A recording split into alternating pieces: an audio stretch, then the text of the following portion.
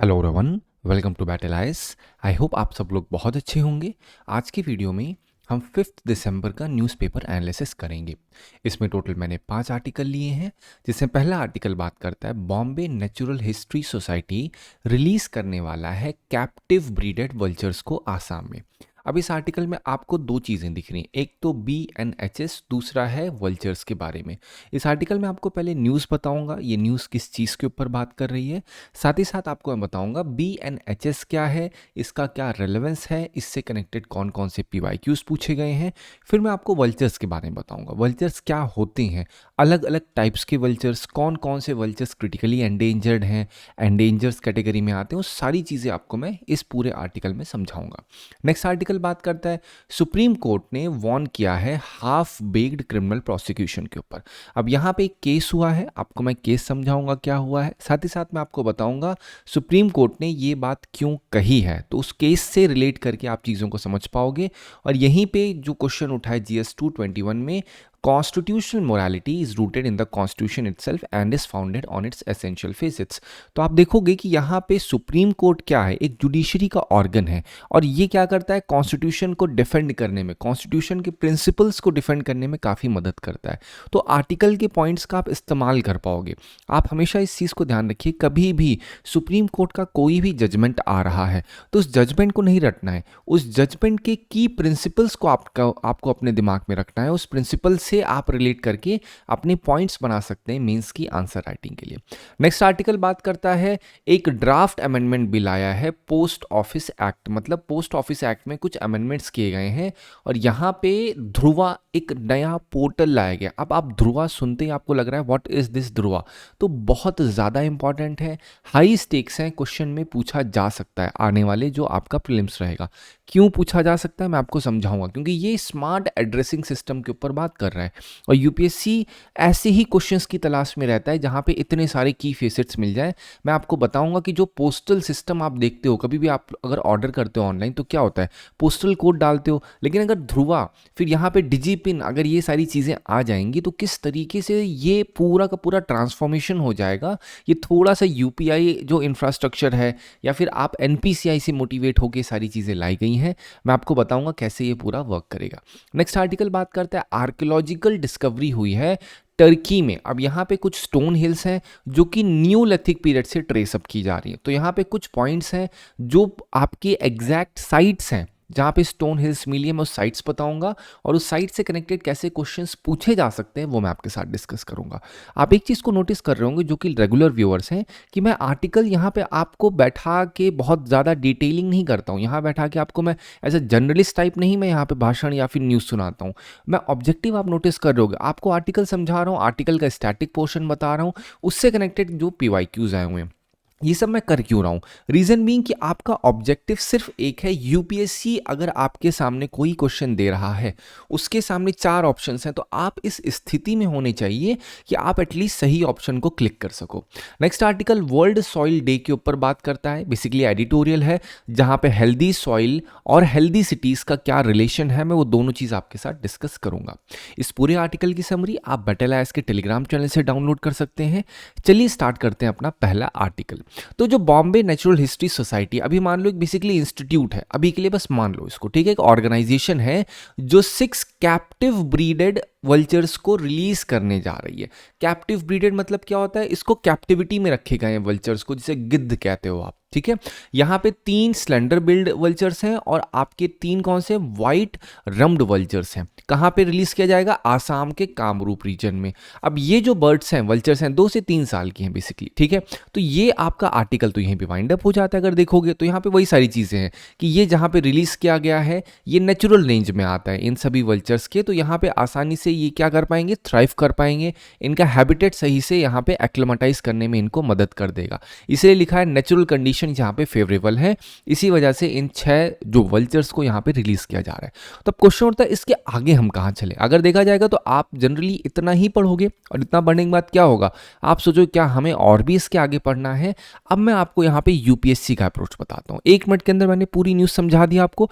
अब मैं पोर्शन बात करता हूँ यूपीएससी रेफरेंस में BNHS क्या है। तो ये 1883 मुंबई में फाउंड की गई एक बायोडाइवर्सिटी रिसर्च कंजर्वेशन NGO है बेसिकली, ठीक है। ये किस एरिया में काम करती है? वाइल्ड लाइफ रिसर्च में, हैबिटेट कंजर्वेशन में, स्पीशीज रिकवरी में काफ़ी मदद करती है, एनवायरमेंटल एजुकेशन में भी काफ़ी ज़्यादा मदद करता है BNHS। कुछ की प्रोजेक्ट्स अगर मैं आपको बताऊं तो यहाँ पे वल्चर कंजर्वेशन और साथ ही साथ bird migration studies, wetland protection जैसे जो रिसर्च प्रोजेक्ट्स होते हैं उसमें काफ़ी रोल रहता है BNHS का। पार्टनर्स में गवर्नमेंट ऑफ इंडिया भी शामिल रहती है। तो आप नोटिस करो ये एक NGO है, क्या ये किसी मिनिस्ट्री का हिस्सा है? मैं आपसे पूछ रहा हूँ, इमेजिन करिए कि मैं आपके सामने बैठा हुआ हूँ और आपसे पूछ रहा हूँ क्या BNHS किसी मिनिस्ट्री का हिस्सा है? तो बोलोगे सर एब्सोल्युटली नॉट, क्योंकि एक NGO में आ रहा है। ठीक है, तो इस बात को अभी ध्यान रखिएगा, फिर आपको बताता हूँ क्यों ध्यान रखिएगा। अब यहाँ पे देखिए स्लेंडर बिल्ड वल्चर के बारे में, ये क्या है? IUCN में क्रिटिकली एंडेंजर्ड कैटेगरी में आता है, पर्टिकुलरली जो आसाम का रीजन है वहाँ पे पाया जाता है। फिर जो वाइट रम्प्ड वल्चर है ये भी क्रिटिकली एंडेंजर्ड स्पीशीज में काउंट किया जाता है, थ्रू आउट इंडिया इसको पाया जाएगा। तो एक बार जो PDF मिलेगा वहाँ से आप इसको एक बार रिकॉल कर सकते हैं। अब what are vultures? What's vulture के बारे में आपको क्या पता होना चाहिए? वल्चर्स बेसिकली लार्ज स्कैवेंजर्स होते हैं। What is meaning of scavengers? ये ऐसे बर्ड्स होते हैं जो मरे हुए डेड एनिमल्स के ऊपर फीड करते हैं। इनका मेन रोल क्या होता है? इनको क्लीन अप क्रू कहा जाता है। ठीक है, अब जैसे आपने नोटिस किया होगा कुछ मूवीज में क्या होता है, क्लीन अप क्रूज होते हैं, कहीं पर भी कोई डेथ्स हो रही है तो उनको क्लीन करने के लिए आते हैं। तो ठीक उसी तरीके से जो वल्चर आप देख रहे हो, तो वल्चर का काम क्या है एग्जैक्टली? जॉन विक मूवी आप अगर देखे होंगे तो वहां पे क्या हो रहा है, वहां पे एक ग्रुप रहेगा, एक क्लीन अप क्रू रहेगा जो कभी भी कोई भी डेथ होगी तो वहां पे क्या करेगा, क्लीनिंग कर देगा पूरी उठा करके। तो ठीक उसी तरीके से ये जो आप देख रहे हो ये ठीक उसी क्लीन अप क्रू का काम कर रहा है वल्चर्स। कहीं भी अगर कोई डेड एनिमल है वो मरने के बाद उसके कैरकेस को क्या करेगा, पूरी तरीके से वो एकदम क्लीन कर देगा बेसिकली। ठीक है, और इससे क्या होता है जो डिसीजेस होती हैं वो डिसीजेस पूरी तरीके से फैलने से रुक जाती हैं। अगर मान लो कोई एक जानवर है, लेट्स से गाय है या फिर कोई कैटल है, वो मर गया है, उसको मैदान में छोड़ दिया गया है और उसके मरने का कारण कोई डिसीज थी, तो अगर उसको वैसे ही छोड़ दिया जाएगा तो वो डिसीज क्या करेंगी, फैल जाएंगी। लेकिन जो वल्चर्स होते हैं इनका जो मेटाबॉलिक पूरा का पूरा इनका सिस्टम होता है इंटरनल, ये इतना स्ट्रांग होता है कि हर एक डेड और डीके के बैक्टीरिया को वो पूरी तरीके से खत्म कर देता है। ठीक है, आप ऐसे समझ सकते हो। तो इसीलिए इनको एक्सक्लूसिव स्कैवेंजर्स कहे जाते हैं। ठीक है, ये हंट बहुत रेयर करते हैं, ये डायरेक्टली किस पे रिलाई करते हैं, जो आपके मरे हुए जानवर होते हैं। अब इससे इनका फायदा क्या है, इनकी इंपॉर्टेंस क्या है? तो आप बोलो सर जो जूनोटिक डिसीजेज होती हैं उनको कंट्रोल करने में मदद करते हैं। तो इनको खतरा क्या है ये भी आपको पता होना चाहिए। तो खतरा में सबसे बड़ा रीजन क्या है यहाँ पे, अगर आपको पता होगा तो जो मेडिसिन या फिर जो पेन किलर्स आप नोटिस करोगे, डाइसाइक्लोफिनैक जैसी जो मेडिसिन होती हैं वो जब जानवरों को दी जाती हैं तो इनके जो डाइजेस्टिव ट्रैक्ट होता है या इनकी जो बॉडी होती है वो उसको पचा नहीं पाती है ढंग से, इसी वजह से इनकी डेथ होने के काफ़ी ज़्यादा चांसेस बन जाते हैं। सुप्रीम कोर्ट ने एब्सोल्युटली बैन कर दिया था कि भैया किसी भी जानवर को किसी भी तरह की मेडिसिन नहीं दी जाएंगी जो कि डाइसाइक्लोफिनैक उसमें होगा। तो इस वजह से क्या है, ये क्यों किया गया, ताकि इनकी डेथ्स को रोका जा सके, जो वल्चर्स की डेथ्स हैं। अगर वल्चर की स्पीशीज़ की बात की जाए तो अप्रॉक्सीमेटली 9 वल्चर स्पीशीज़ हैं जो इंडिया में पाई जाती हैं। मैंने सारी की लिस्टिंग यहाँ पे बना दी है, आप PDF में एक एक को पढ़ सकते हो, इनकी कैटेगरी पढ़ लीजिएगा। अगर आपको मोस्ट इंपॉर्टेंट पढ़ना है तो वहाँ पे क्रिटिकली एंडेंजर्ड जितने हैं वो सारे के सारे आपके लिए बहुत ज़्यादा ज़रूरी हैं, क्योंकि यहाँ पे IUCN के ऊपर बात होगी। ठीक है, तो IUCN के पर्टिकुलर जो रेड लिस्ट होती है उसमें क्रिटिकली एंडेंजर्ड जितने हैं उनका हैबिटेट भी आपको पता होना चाहिए कि हैबिटेट क्या है, वो क्या चीज़ कंज्यूम करते हैं। ये सारी चीज़ें काफ़ी ज़्यादा रेलेवेंट हो जाती हैं आपके UPSC पर्सपेक्टिव के लिए। ठीक है, मेजर रिस्क जैसे क्या लिखा है, डाइक्लोफेनाक पॉइजनिंग की वजह से क्या होता है, इनकी डेथ हो जाती है। सोल्यूशंस क्या क्या हैं, अगर पर्टिकुलरली कहा जाए जो वल्चर्स होते हैं उनका कंजर्वेशन मेजर्स कैसे लिया जाए, तो पहली चीज़ तो ये सुप्रीम कोर्ट ने भी कही है कि जो डाइक्लोफेनाक है उसको बैन कर दिया जाए वेटनरी पर्पज़ के लिए। वल्चर सेफ जोन्स बननी चाहिए। कैप्टिव ब्रीडिंग जैसे BNHS, जैसे अभी आपको देखो एग्जाम्पल देखिए, BNHS ने क्या किया है, 6 कैप्टिव ब्रीडेड वल्चर्स को रिलीज किया है। तो कैप्टिव ब्रीडिंग सोल्यूशन हुआ कि नहीं हुआ, तो आप इसको जोड़ सकते हो GS पेपर 3 में। कंजर्वेशन के रेस्पेक्ट में जो स्पीशीज का प्रिजर्वेशन, जो वहां का क्लाइमेट का प्रिजर्वेशन करना जरूरी हो जाता है। क्यों, ताकि जो स्पीशीज एग्जिस्ट कर रही हैं उस क्लाइमेट में, उस पूरे इकोसिस्टम में, वो भी अच्छे तरीके से वहां पे थ्राइव कर सके। ठीक है, चलो अब बात करते हैं सीधा क्वेश्चंस पे। 2012 का, vultures which used to be very common in India countryside some years ago are rarely seen nowadays. This is attributed to what? तो आप क्या बोलोगे, a drug used by cattle owners for treating their diseased cattle, the destruction of their nesting sites। क्या ये है? क्या scarcity of food available to them है, a wide spread persistence and fatal disease among them, क्या ये है? नहीं। Reason क्या है? Second is the right option. अगर यहाँ पे डाइक्लोफेनाक भी लिख देंगे तो वो आपका सही होगा। 2014 का क्वेश्चन देखिए, with reference to Bombay Natural History Society, exactly question पूछा गया कि नहीं पूछा गया? अब आप रिलेट कर पा रहे हैं कैसे क्वेश्चंस यूपीएससी पूछता है। यहाँ पे देखिए एग्जैक्टली क्या लिखा, BNHS, और यूपीएससी ने वही सारी चीजें पूछ ली हैं, तो आपको ये अप्रोच फॉलो करना होगा, ठीक है। तो कह रहा है it is autonomous organisation under ministry of environment and forest. क्या ये ऑटोनोमस ऑर्गेनाइजेशन है? That too under ministry of environment and forest? Absolutely not. Why not? अब आप सोच के देखो, it strives to conserve nature through action based research. Does it? Absolutely yes. It organizes and conducts nature trail and camps for general public. क्या ऐसा करता है? बहुत ही जेनरिक टर्म है, आप हमेशा ध्यान रखिए। कभी भी यूपीएससी में अगर कोई एक ऑर्गेनाइजेशन एक्स का नाम दिया गया है और कहा जा रहा है ये ऑर्गेनाइजेशन एक्स वाई के अंडर आता है, तो हाई चांसेस है कि यूपीएससी इसको गलत कर देगा, ठीक है। मैं आपको रीजन समझाऊंगा पीवाईक्यू के एनालिसिस में, ठीक है। तो यहां पे क्या सही होगा? 2 and 3 is the right one. चलो अब बात करते हैं हम लोग नेक्स्ट आर्टिकल पे। तो सेंटर ने एक ड्राफ्ट अमेंडमेंट बिल लेकर के आए हैं पोस्ट ऑफिस एक्ट 23 में अमेंडमेंट करने के लिए। अब यहाँ पे क्या लाया गया है? ध्रुवा नाम का एक इंटरऑपरेबल डिजिटल और स्टैंडर्डाइज एड्रेसिंग सिस्टम लाया गया है। ध्रुवा का मतलब क्या है? Digital hub for reference and unique virtual address. अब यहाँ पे ये सारी चीजें आप खुद से पढ़ सकते हो, लेकिन मेरा काम क्या है? आपको समझा देना, ठीक है। आपको मैं आसान सी भाषा में समझाता हूँ। कभी भी आप ऑनलाइन ऑर्डर करने जाते हो तो वहाँ पे क्या होता है, बोलते हैं भैया आप अपना पिन कोड डालिए। पिन कोड का मतलब क्या होगा? जैसे आप अपना पिन कोड आपने क्या डाल दिया, 110066 या फिर 226022, जो भी डालना होता है, ठीक है। तो ये क्या बता रहा है? ये एक एरिया का कोड होगा बेसिकली, ठीक है। तो जो अभी तक फॉलो किया जा रहा है, तो उस एरिया में क्या करते हो आप? टेक्स्ट बेस एड्रेस डालते हो। अगर बोल दिया जाए भैया आप, अगर मैं आपसे पूछ रहा हूं या आप मुझसे पूछोगे सर एक बात बताइए, आप अपना एड्रेस बताइए, तो मैं आपसे बोलूं भैया एक काम करिए ये है एड्रेस या ये है एड्रेस, तो आपको कैसा साउंड करेगा? अरे भाई इस नंबर को क्या करूं मैं, ये तो बेसिकली पोस्टल है, ये तो कोड है।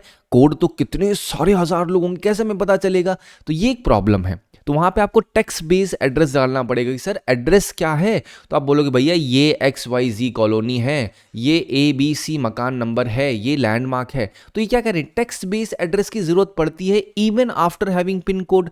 अब ये जो नया अपग्रेडेशन आया इसमें क्या होगा? इसके अंदर एक यूनिक एड्रेस होगा जो कि 10 कैरेक्टर का अल्फा न्यूमेरिक कोड होगा। अब जो अल्फा न्यूमेरिक कोड होगा ये क्या करेगा? जैसे ही ये कोड डाला जाएगा तो लोकेशन आपकी एग्जैक्ट 14 स्क्वायर मीटर पे एग्जैक्ट बता देगी। आप इमेजिन कर रहे हो कितना ज्यादा प्रिसाइज हो जाएगा। मतलब आपको दुनियादारी नहीं करनी, सिर्फ वो प्रिसाइज एड्रेस डालो जो भी 10 न्यूमेरिक का होगा, कोई टेक्स्ट बेस नाम, कोई भी टेक्स्ट बेस नंबर कुछ नहीं डालना।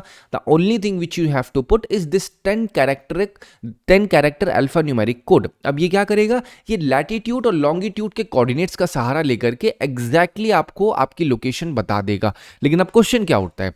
टोटल यहां पे क्या होगा? ये जो 10 कैरेक्टर होंगे ये डिजिपिन्स कहलाएंगे बेसिकली, और इंडिया में अप्रॉक्सिमेटली 228 बिलियन पॉसिबल कॉम्बिनेशंस बन सकते हैं इसके। तो मतलब अगर आप ध्यान दोगे तो इसके बहुत सारे वेरिएशंस बनाए जा सकते हैं। यहां तक तो ठीक है, लेकिन एक क्वेश्चन उठता है हमेशा, कभी भी कोई स्कीम, कोई भी नया इनिशिएटिव लाया जाता है उसके कुछ थोड़ी बहुत प्रॉब्लम्स होते हैं या आप इम्पेडिमेंट्स कह सकते हो। तो उसका सोल्यूशन क्या होगा? पहली चीज प्रॉब्लम क्या होगी? यहाँ पे प्राइवेसी कंसर्न भी खतरा हो जाएगा। जो प्राइवेट प्लेयर्स हैं वो कैसे इसको इस्तेमाल करेंगे, ये भी तो सबसे बड़ा सवाल उठता है, नहीं उठता? अगर आपका या किसी का भी 10 कैरेक्टर अल्फा न्यूमेरिक कोड दे दिया जाएगा तो इंसान एग्जैक्टली वहां पहुंच सकता है, नहीं पहुंच सकता। तो ये सारी चीजें हैं जो अभी भी क्वेश्चन में है। लेकिन जो गवर्नमेंट ने कहा है कि ये कंसेंट बेस होगा। अगर ई कॉमर्स प्लेटफॉर्म या गिग प्लेटफॉर्म जो होंगे वहां पे कंसेंट मांगेंगे वो, तभी वो ये देंगे, नहीं तो जरूरी नहीं है सारी चीजें ये प्रोवाइड करेंगे। जो प्राइवेट फर्म्स हैं उनके ऊपर कोई कंपल्शन नहीं है। अब ये मैंने क्यों कहा? आप ध्यान, अगर किसी ने भी पीवाईक्यू देखा होगा तो आप मेरे कहने में बेटा एक बार आयुष्मान भारत पीवाईक्यू लिखिएगा, ठीक है। वहां पे देखिए क्या लिखा हुआ, वहां पे उन्होंने कहा है it is compulsory for private hospitals to accept Ayushman Bharat, ये लिखा हुआ था। तो वो स्टेटमेंट गलत था पूरी तरीके से। तो इसी तरीके से बोल सकते हैं consider the following statement with regard या इन कॉन्टेक्स्ट विद ध्रुवा।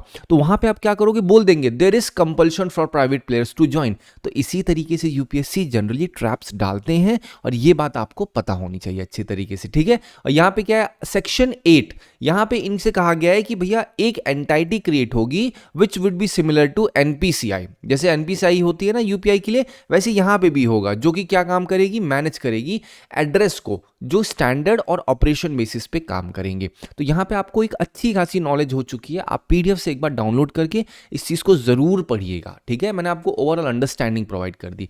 अब जो डिजिपिन है ये कैसे काम करेगा ये भी मैंने यहाँ पे आपको समझा ही दिया। इन सब चीज़ों को ये मैंने लिखा इसलिए है ताकि जब आप पढ़ें, जब आप सामने नोट्स को देखें तो आप रिवीजन कर सकें इन सभी चीज़ों को। क्या कह रहे हैं, 10 कैरेक्टर का कोड होगा।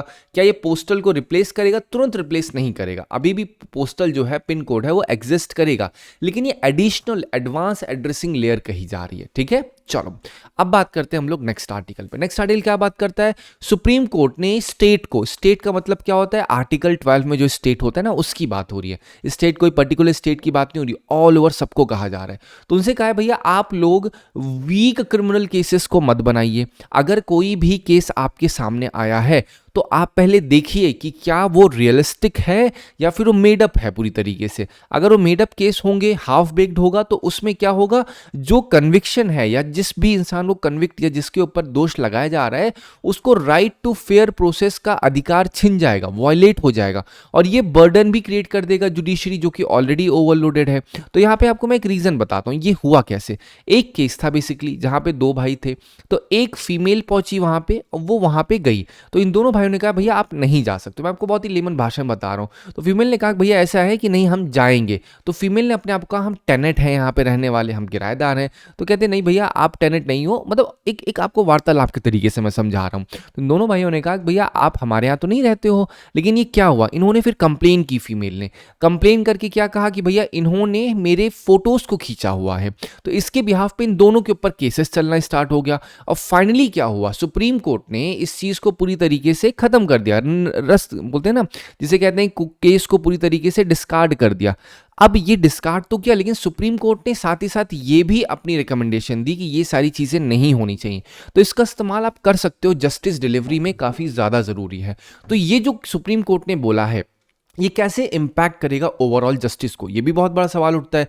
तो पहली चीज तो क्या है, अगर ये चीज फॉलो की जाएगी स्टेट के द्वारा तो जो फॉल्स और वीक केसेस हैं वो कम हो जाएंगे, फेयर ट्रीटमेंट मिलेगा सिटीजन को, कोर्ट के ऊपर जो बर्डन है वो कम हो जाएगा, जस्टिस फास्ट हो जाएगी, जो रूल ऑफ लॉ है वो और ज्यादा मजबूत हो जाएगा, ठीक है। अब यहाँ पे ये जो ध्रुवा के उसके ऊपर था, ये यहाँ पे मैंने क्वेश्चन डाल दिया है, पढ़िए। Consider the following statement about propose Dhruva digital platform.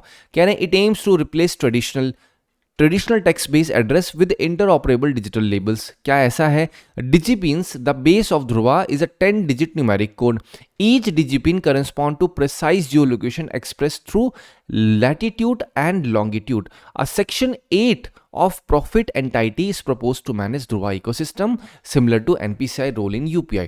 अब आपको करना क्या है, आपको ये सारी की सारी चीजें एक बार, जो मैंने एक आर्टिकल पढ़ा है मैंने वहीं से क्वेश्चन, ये किसी पेपर में नहीं आया हुआ है, ये मैंने आपके लिए बनाया है प्रैक्टिस क्वेश्चन। तो आप एक बार सॉल्व करने की कोशिश करिए इसमें कि क्या सही हो सकता है इसका, ठीक है। तो एग्जैक्टली यूपीएससी के पैटर्न पे ओनली 1 ओनली 2 करके यहाँ पे पढ़ा हुआ है, आपको पढ़ना है और समझने की कोशिश करनी है इसको, ठीक है। चलो अब बात करते हैं हम लोग नेक्स्ट आर्टिकल में। नेक्स्ट आर्टिकल क्या है, आर्कियोलॉजिकल डिस्कवरी हुई है टर्की में, ठीक है। अब टर्की में स्टोन हिल्स मतलब पत्थर से बने हुए हिल्स जो हैं वो रीजन सदर्न सैंडल्यूफ्रा में पाया गया है। अब ये जब पाए गए हैं तो इसने क्या किया, अंडरस्टैंडिंग को रीशेप किया है कि भैया 11,000 साल पुरानी नियोलिथिक सोसाइटी कैसी थी।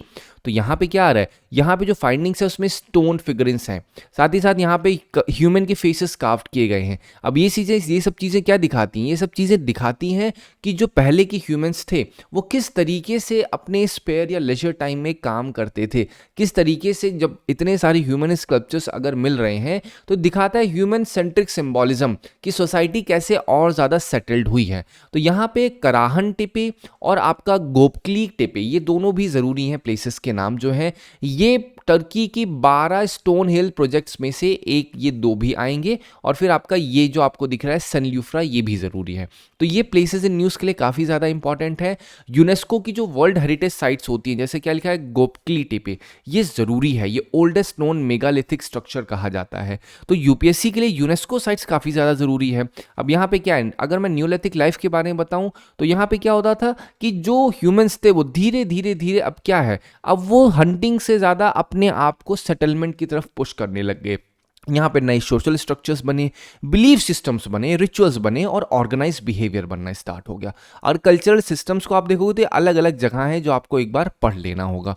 अब यहाँ पे आप क्वेश्चन देखिए, ये क्वेश्चन किसके ऊपर बात कर रहा है, 2018 का पूछा गया, एलिप्पो। ये आप ध्यान दोगे तो सीरिया की यूनेस्को की साइट है। दिस इज द रीजन मैंने ये आर्टिकल लिया है। तो आपसे बोल सकते हैं भैया कि ये जो सनल्यूफ्रा है ये कहाँ पे है, क्योंकि यूनेस्को में बात की जा रही है। फिर आप अगर देखेंगे गोबकली टेपे, ये कहाँ पे है, तो बोलोगे ना तुर्की में है ये। तो ये ज़रूरी होता है आपके लिए। प्लेसेस इन न्यूज़ में आप रिलेवेंस को देखिए, यूनेस्को की साइट्स को देखिए, तब आप ज़्यादा रिलेट कर पाओगे उसको। ठीक है, चलो अब बात करते हैं नेक्स्ट आर्टिकल पे, वर्ल्ड सॉइल डे 2025। तो यहाँ पे जो वर्ल्ड सॉइल डे 25 हुआ, इसका फोकस क्या है, हेल्दी सॉइल ज़रूरी है हेल्दी सिटीज़ के लिए। मतलब अगर हेल्दी सिटीज़ चाहिए तो उस हेल्दी सिटीज़ में हेल्दी सॉइल्स भी होना चाहिए, क्योंकि ये हाईलाइट किया गया है कि अर्बन सॉइल बहुत ज़्यादा ज़रूरी होता है अर्बन क्लाइमेट को रेगुलेट करने में, वहाँ पे हीट आइलैंड को रिड्यूस करने में, और जो फ्लडिंग होती है उसको प्रिवेंट करने में, मैनेज करने के लिए वाटर भी काफ़ी ज़्यादा ज़रूरी होता है। अगर किसी सिटी में आपको प्रॉपर मेंटेनेंस करना है इन सब चीज़ों का,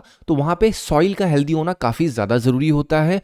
अर्बन एग्रीकल्चर को भी सपोर्ट करता है, साथ ही साथ ये मेंटल और फिजिकल वेलबींग के लिए काफ़ी ज़्यादा ज़रूरी हो जाता है, क्या, जो हेल्दी सॉइल होता है।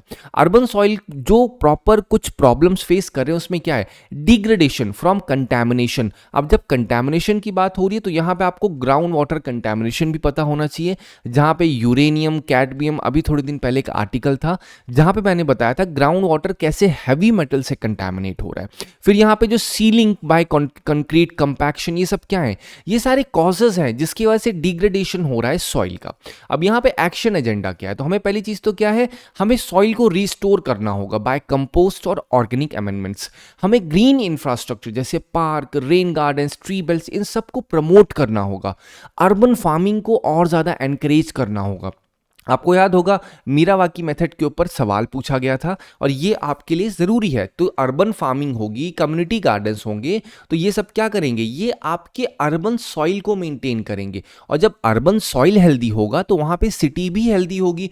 केमिकल फर्टिलाइजर्स का यूज़, पेस्टिसाइड्स का यूज़ कम करना होगा, साथ ही साथ सॉइल की लिटरेसी को बूस्ट करना होगा। और जो हाउस होल्ड्स हैं उसमें कंपोस्टिंग ज़्यादा करनी होगी, मतलब वो ऑर्गेनिक मटेरियल का इस्तेमाल करें वहाँ पे अपना खुद का काम करने के लिए। जैसे गार्डन्स में कंपोस्ट को डालें, वो ऐसा नहीं होना चाहिए कि भैया कोई भी गंदगी उठा के उसको फेंक दे रहे हैं, उसका यूज होना चाहिए। अगर कोई चीज ऑर्गेनिक है तो उसका इस्तेमाल भी होना चाहिए। अब देखिए 2018 में क्वेश्चन क्या पूछा गया है, in India the problem of soil erosion is associated which of the following. मतलब इंडिया में जो सॉइल इरोजन की प्रॉब्लम है किससे एसोसिएट कर रही है, क्या टेरेस कल्टीवेशन से, डिफॉरेस्टेशन से, ट्रॉपिकल क्लाइमेट से। तो डिफॉरेस्टेशन से तो कर ही रही है।